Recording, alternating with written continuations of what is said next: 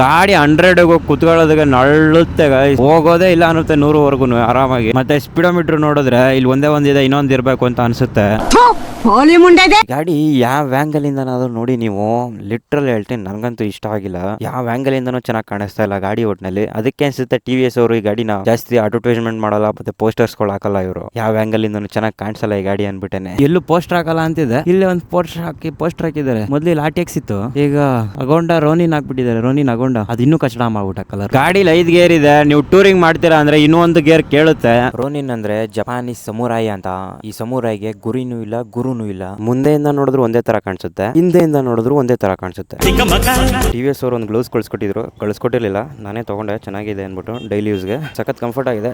First time ಏನಾದ್ರು gloves ನ ನೀವು ತಗೊಂಡು ಹಾಕ್ತೀರಾ, ರೈಡಿಂಗ್ ಗ್ಲೌಸ್ ಅಂದ್ರೆ ಕಂಫರ್ಟಬಲ್ ಆಗಿರಲ್ಲ. ಆ ಡಿಸ್ಕಂಫರ್ಟ್ ನೀವು ಕಂಫರ್ಟ್ ಆಗ್ಬಿಡ್ತೀರಾ, ಆ ಡಿಸ್ಕಂಫರ್ಟ್ ನೀವು ಅಡ್ಜಸ್ಟ್ ಆಗ್ಬಿಡ್ತೀರಾ. ಆ ಗ್ಲೌಸ್ ನಿಮ್ಗೆ ಅಡ್ಜಸ್ಟ್ ಆಗೋದಿಲ್ಲ. ಅದೇ ಅಲ್ವಾ ಗುರು, ಲೈಫಲ್ಲಿ ಯಾವ್ದು ಅಡ್ಜಸ್ಟ್ ಆಗೋದಿಲ್ಲ. ನಾವೇ ಎಲ್ಲದಕ್ಕೂ ಕೂಡ ಅಡ್ಜಸ್ಟ್ ಆಗ್ಬಿಡ್ತೀವಿ. ಎಲ್ಲ ನೀವು ಕಟ್ಟಿದ ಹೆಸರು, ಎಲ್ಲ ನೀವು ಕೊಟ್ಟ ಆಸ್ತಿ, ಎಲ್ಲ ನೀವು ಕೊಟ್ಟಂತ ಕರುಣೆ. ಈ ಕೈ ಕರ್ನಾಟಕದ ಆಸ್ತಿ.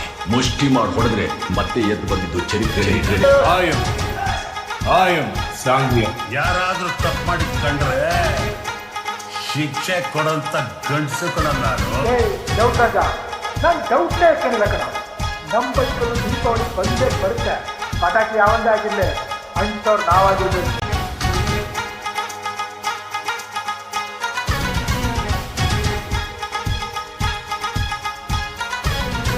ಹಲೋ ಗಾಯ್ಸ್, ಎಲ್ರಿಗೂ ನಮಸ್ಕಾರ. ಎಲ್ಲರೂ ಹೇಗಿದ್ದೀರಾ? ಎಲ್ಲರೂ ಕೂಡ ಚೆನ್ನಾಗಿದ್ದೀರಾ ಅಂತ ಅನ್ಕೊಂಡಿದ್ದೀನಿ. ನಾನು ನಿಮ್ಮ ಪ್ರಶು ಕನ್ನಡಿಗ.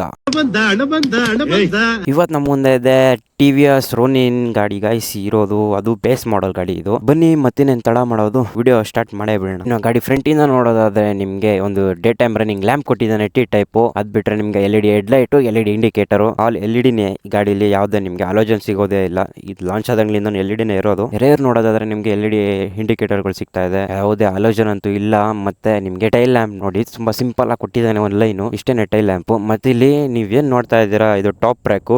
ಇದು ಆಕ್ಸೆಸರೀಸ್ ಬರೋದು ನಿಮ್ಗೆ ಸ್ಟಾಕ್ ಬಂದು ಇಲ್ಲಿ ಒಂದು ಮೆಟಲ್ ಪೀಸ್ ಬರುತ್ತೆ, ಒಂದು ಪೈಪ್ ತರ. ಅದೇ ಚೆನ್ನಾಗಿದೆ. ಇದು ಆಕ್ಸೆಸರೀಸ್ ಹಾಕಿದ್ದಾರೆ, ಒಂದ್ ಕೈಲಿ ಹಿಡ್ಕೊಂಡು ಒಮ್ಕಿದ್ರೆ ಬೆಂಡ್ ಆಗ್ಬಿಡುತ್ತೆ. ಏನಕ್ಕೆ ಹಾಕ್ಸಿದ್ರೆ ಅನ್ನೋದು ಗೊತ್ತಾಗ್ಲಿಲ್ಲ ನನಗೆ. ಇದು ನೋಡೋದಕ್ಕೆ ಚೆನ್ನಾಗಿ ಕಾಣಿಸುತ್ತಾ ಅಂತ. ಇದರಲ್ಲಿ ನಿಮ್ಗೆ 3 ವೇರಿಯಂಟ್ ಬರುತ್ತೆ, ಬೇಸು, ಮಿಡ್, ಟಾಪ್ ಎಂಡ್ ಅಂತ. ಮಿಡ್ ವೇರಿಯಂಟ್ ಬಂದ್ಬಿಟ್ಟು ನಿಮ್ಗೆ ಗೋಲ್ಡ್ ಫೋರ್ಕ್ ಬರುತ್ತೆ, ಸೇಮ್ ಬ್ಲಾಕ್ ಗಾಡಿ ಬರುತ್ತೆ. ಟಾಪ್ ಎಂಡ್ ಅಲ್ಲಿ ನಿಮ್ಗೆ ಡ್ವೆಲ್ ಚಾನಲ್ ಬೇಸ್ ಸಿಗುತ್ತೆ, ಇದು ಸಿಂಗಲ್ ಚಾನಲ್ ಬೇಸ್ ಇರೋದು. ಟಾಪ್ ಎಂಡ್ ಅಲ್ಲಿ ನಿಮ್ಗೆ ಅಡ್ಜಸ್ಟಬಲ್ ಬ್ರೇಕ್ ಲಿವರ್ ಸಿಗುತ್ತೆ, ಇದರಲ್ಲಿ ಸಿಗಲ್ಲ. ಇನ್ನು ಸಸ್ಪೆನ್ಷನ್ ಅಂತ ಬಂದಾಗ ನಿಮ್ಗೆ ಫ್ರಂಟ್ USD ಸಸ್ಪೆನ್ಷನ್ ಕೊಟ್ಟಿದ್ದಾನೆ. ರೇರ್ ಬಂದು ನಿಮ್ಗೆ ಮೋನೋಶಾಕ್ ಸಸ್ಪೆನ್ಷನ್ ಕೊಟ್ಟಿದ್ದಾನೆ. ನಿಮ್ಗೆ ವೈಟ್ ಮೋನೋಶಾಕ್ ನೋಡಬಹುದು ನೀವು, ವೈಟ್ ಕಲರ್ ಹೆಂಗ್ ಕಾಣ್ತಾ ಇದೆ ಒಳಗಡೆ. ಸಸ್ಪೆನ್ಷನ್ ಮಾತ್ರ ತುಂಬಾ ಸಖತ್ತಾಗಿದೆ. ಆಫ್ ರೋಡ್ ರೆಡಿ ಇದೆ, ಟೂರಿಂಗ್ ರೋಡ್ ಕೂಡ ಸಖತ್ತಾಗಿದೆ. ಬಟ್ ಸ್ವಲ್ಪ ಆಫ್ ರೋಡ್ ಅಲ್ಲಿ ನಿಮ್ಗೆ ಹಾರ್ಡ್ ಅಂತ ಅನ್ಸುತ್ತೆ. ನೀವು ಟೂರಿಂಗ್ ಮಾಡ್ತೀರಾ ಅನ್ನೋರು, ಹೈವೇ ಓಡಿಸೋರ್ಗಂತೂ ಆರಾಮಾಗಿ ಮಜಾ ಬರುತ್ತೆ ಈ ಗಾಡಿಲಿ. ಇನ್ನ ಫ್ರಂಟ್ ಟೈರ್ ನೋಡೋದಾದ್ರೆ 110/70 17 ಇಂಚ್ ವೀಲ್ ಸಿಗ್ತಾ ಇದೆ, ಟ್ಯೂಬ್ಲೆಸ್ ಟೈರ್. ಇನ್ನ ರೇರ್ ಟೈರ್ ನೋಡೋದಾದ್ರೆ 130/70 17 ಇಂಚ್ ವೀಲ್ ಸಿಗ್ತಾ ಇದೆ. ಎರಡೂ ಕೂಡ ಟ್ಯೂಬ್ಲೆಸ್ ಟೈರ್ ಸಿಗ್ತಾ ಇರೋದು. ಟೈರ್ ಹಾಕಿರೋದು ಬಂದು TVS ಟೈರ್ಸ್ ಹಾಕ್ಸಿರೋದು. ಇನ್ನ ಸ್ಟೆಬಿಲಿಟಿ ಅಂತ ಬಂದಾಗ ಒಂದ್ ಲೆವೆಲ್ ಓಕೆ ಇದೆ ಸ್ಟೆಬಿಲಿಟಿ. ನೀವು ಟೂರಿಂಗ್ ಮಾಡೋರ್ಗಂತೂ ಸ್ಟೇಬಲ್ ಆಗೇ ಇರೋದೇ. ಗಾಡಿ ವೆಯ್ಟ್ ಜಾಸ್ತಿ ಕೆಳಗಡೆ ಇರೋದ್ರಿಂದ, ಜಾಸ್ತಿ ವೆಯ್ಟ್ ಮೇಲಿಲ್ಲ, ತುಂಬಾ ಕೆಳಗಡೆ ಇದೆ. ಅದರಿಂದ ನಿಮ್ಗೆ ಬೆಟರ್ ಸ್ಟೆಬಿಲಿಟಿ ಸಿಗುತ್ತೆ. ಬಟ್ ಕಾರ್ನರಿಂಗ್ ಅಲ್ಲಿ ನಿಮ್ಗೆ ಕಾನ್ಫಿಡೆನ್ಸ್ ಸಿಗಲ್ಲ. ಡ್ಯುಯಲ್ ಪರ್ಪಸ್ ಟೈರ್ಸ್ ಇರೋದು, ರೋಡ್ ಆಫ್ ರೋಡ್ ಎರಡೂ ಕೂಡ ಸರಿಯಾಗುತ್ತೆ ಇದು. ಇನ್ನು ಫ್ರಂಟ್ ಬ್ರೇಕ್ ನೋಡೋದಾದ್ರೆ ನಿಮ್ಗೆ 300mm ಡಿಸ್ಪ್ಲೇ ಸಿಗ್ತಾ ಇದೆ, ಸಿಂಗಲ್ ಚಾನಲ್ ABS. ಕ್ಯಾಲಿಪರ್ಗೆ ಅದೇ ನೇಮ್ ಇಲ್ಲ, ಬಟ್ ನಲ್ಲಿ ಇದು ಇಂಡಿಯನ್ ಮೇಡ್ ಕ್ಯಾಲಿಪರ್. ಇದು ಇಂಡಿಯಾದಲ್ಲಿ ಮ್ಯಾನುಫ್ಯಾಕ್ಚರ್ ಆಗೋದು ಕ್ಯಾಲಿಪರ್ ಫ್ರಂಟ್. ಇನ್ನು ರೇರ್ ಬ್ರೇಕ್ಸ್ ನೋಡೋದಾದ್ರೆ ರೇರ್ ಬಂದು 240mm ಡಿಸ್ಪ್ಲೇ ಸಿಗ್ತಾ ಇದೆ. ಕ್ಯಾಲಿಪರ್ಗೆ ಇದನ್ನು ಕೂಡ ಯಾವುದೇ ಬ್ರ್ಯಾಂಡಿಂಗ್ ಇಲ್ಲ ಒಟ್ನಲ್ಲಿ. ಮತ್ತೆ ಈ ಗಾಡಿಲಿ ಡ್ಯುಯಲ್ ಚಾನಲ್ ABS ಇಲ್ಲ, ಸಿಂಗಲ್ ಚಾನಲ್ ABS ಬೇಸ್ ಮಾಡಲಾಗಿರೋದ್ರಿಂದ. ಈ ರೋನಿನ್ ಗಾಡಿಗೆ ಕರೆಕ್ಟ್ ಆಗಿ ಕೊಟ್ಟಿದ್ದಾನೆ ಒಟ್ನಲ್ಲಿ. ಬ್ರೇಕಿಂಗ್ ಮಾತ್ರ ಗಾಡಿ ಕರೆಕ್ಟ್ ಆಗಿ ನಿಂತ್ಕೊಳ್ಳುತ್ತೆ ಗಾಡಿ. ಫ್ಯೂಲ್ ಟ್ಯಾಂಕ್ ಕೆಪಾಸಿಟಿ ಬಂದು ನಿಮ್ಗೆ 14 ಲೀಟರ್ ಫ್ಯೂಲ್ ಟ್ಯಾಂಕ್ ಸಿಗ್ತಾ ಇದೆ. ನನ್ನ ಅವರೇಜ್ ನಿಮ್ಗೆ 40 ಕೊಡುತ್ತೆ ಅಂತಾನೆ ಇಟ್ಕೊಂಡ್ರು ಕೂಡ. ಈ ಗಾಡಿ 40 ಕೂಡ ಡೌಟು ನನ್ನ ಪ್ರಕಾರ.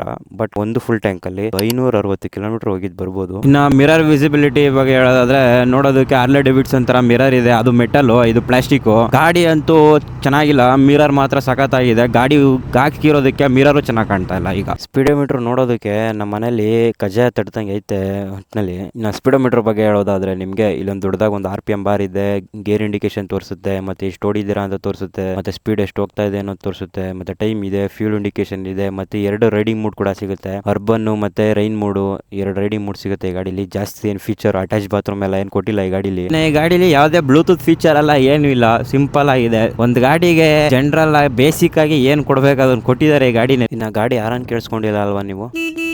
ನಾನು ಹೇಳ್ದೆ ಅಲ್ಲ. ತುಂಬಾ ಲೌಡ್ ಆಗೇ ಇದೆ, ಕೇಳಿಸುತ್ತೆ ಜನಕ್ಕೆ. ಗಾಡಿ ಯಾವ ಆಂಗಲ್ ಇಂದನಾದ್ರೂ ನೋಡಿ ನೀವು, ಲಿಟ್ರಲ್ ಹೇಳ್ತೀನಿ ನನಗಂತೂ ಇಷ್ಟ ಆಗಿಲ್ಲ. ಯಾವ ಆಂಗಲ್ ಇಂದನೂ ಚೆನ್ನಾಗಿ ಕಾಣಿಸ್ತಾ ಇಲ್ಲ ಗಾಡಿ ಒಟ್ನಲ್ಲಿ. ಅದಕ್ಕೆ ಅನ್ಸುತ್ತೆ TVS ಅವರು ಈ ಗಾಡಿನ ಜಾಸ್ತಿ ಅಡ್ವರ್ಟೈಸ್ಮೆಂಟ್ ಮಾಡಲ್ಲ ಮತ್ತೆ ಪೋಸ್ಟರ್ಸ್ ಗಳು ಹಾಕಲ್ಲ ಇವರು. ಯಾವ ಆಂಗಲ್ ಇಂದನೂ ಚೆನ್ನಾಗಿ ಕಾಣಿಸಲ್ಲ ಈ ಗಾಡಿ ಅನ್ಬಿಟ್ಟೆನೆ. ಇಲ್ಲಿ 3 ಬಟನ್ ಏನ್ ನೋಡ್ತೀರಾ, ಇದು ನಂಬ್ಕಿದ್ರೆ ನೀವು ರೈಡಿಂಗ್ ಮೂಡ್ಸ್ ನ ನೀವು ಚೇಂಜ್ ಮಾಡ್ಕೋಬಹುದು. ಇನ್ನ ಇಂಜಿನ್ ಬಂದು ನಿಮ್ಗೆ 225cc single cylinder oil cooled engine ಸಿಗ್ತಾ ಇರೋದು.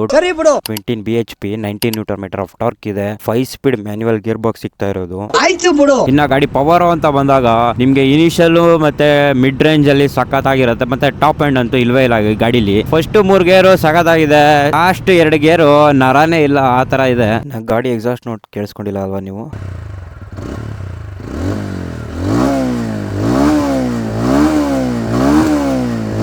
ಗಾಡಿ ಓಡಿಸ್ಬೇಕಾದ್ರೆ ಎಕ್ಸಾಸ್ಟ್ ನೋಟ್ ಇದೆಯಲ್ಲ ಚೆನ್ನಾಗಿ ಕೇಳಿಸುತ್ತೆ, ಅದರಿಂದಾನೇ ಗಾಡಿ ಓಡಿಸ್ಬೇಕು ಅಂತ ಒಂದ್ ಕಡೆ ಮನ್ಸಾಗುತ್ತೆ. TVS ಸ್ಟಾಕ್ ಅಲ್ಲೇ ಬೆಟರ್ ಬೇಸಿ ಸೌಂಡ್ ನ ಕೊಟ್ಟಿದ್ದಾನೆ. ರೋನಿನ್ ಬಂದು ನಮ್ಮ ಮೈಸೂರಲ್ಲೇ ಮ್ಯಾನುಫ್ಯಾಕ್ಚರ್ ಆಗುವಂತ ಗಾಡಿ ಇದು ಬಂದು. ನಮ್ಮ ಕಡ್ಕೊಳ್ಳೋದಲ್ಲಿ TVS ಮೋಟಾರ್ ಫ್ಯಾಕ್ಟರಿ ಏನಿದೆಯಲ್ಲ ಅಲ್ಲೇನೆ ಕೂಡ ಮ್ಯಾನುಫ್ಯಾಕ್ಚರ್ ಆಗುವಂತ ಗಾಡಿ ಇದು. ರೋನಿನ್ ಯಾವುದೇ ಮಾಡಲ್ ಆದ್ರೂ ಕೂಡ ನಮ್ಮ ಮೈಸೂರಲ್ಲೇ ಮ್ಯಾನುಫ್ಯಾಕ್ಚರ್ ಆಗೋದು. ಇನ್ನ ಸೀಟ್ ಹೈಟ್ ನೋಡೋದಾದ್ರೆ 781 mm ಸೀಟ್ ಹೈಟ್ ಇದೆ. ಆರಾಮಾಗಿ ಯಾರು ಬೇಕಾದ್ರೂ ಕೂಡ ಓಡಿಸಬಹುದು. 5 ಫೀಟ್ ಇದ್ದವರು ಕೂಡ ನಾವು ಓಡಿಸ್ತೀವಿ, ಡೈಲಿ ಓಡಿಸ್ತಾ ಇದೀವಿ. 5 ಫೀಟ್ ಇರೋರು 5 ಅಡಿ ಇರೋನು ಕೂಡ ಆರಾಮಾಗಿ ಓಡಿಸಬಹುದು ಈ ಗಾಡಿನ. ಅಷ್ಟು ಸೀಟ್ ಹೈಟ್ ಕಮ್ಮಿ ಇದೆ, ಬಟ್ ಆದ್ರೂ ಕೂಡ ಒಂದ್ ಲೆವೆಲ್ ಮ್ಯಾನೇಜಬಲ್ ಅನ್ಕೊಳ್ಳಿ 5 ಫೀಟ್ ಇದ್ದವ್ರಿಗೆ. ಇನ್ನ ರೈಡಿಂಗ್ ಪೊಸಿಷನ್ ಬಗ್ಗೆ ಹೇಳೋದಾದ್ರೆ ನಿಮಗೆ ರೈಡಿಂಗ್ ಪೊಸಿಷನ್ ತುಂಬಾ ರಿಲ್ಯಾಕ್ಸ್ ಆಗಿದೆ. ಆರಾಮಾಗಿ ಟೂರಿಂಗ್ ಮಾಡ್ಕೊಂಡು ನೀವು ಆರಾಮಾಗಿ ಹೋಗಿದ್ ಬರ್ಬೋದು ಎಷ್ಟೇ ಕಿಲೋಮೀಟರ್ ಆದ್ರೂ.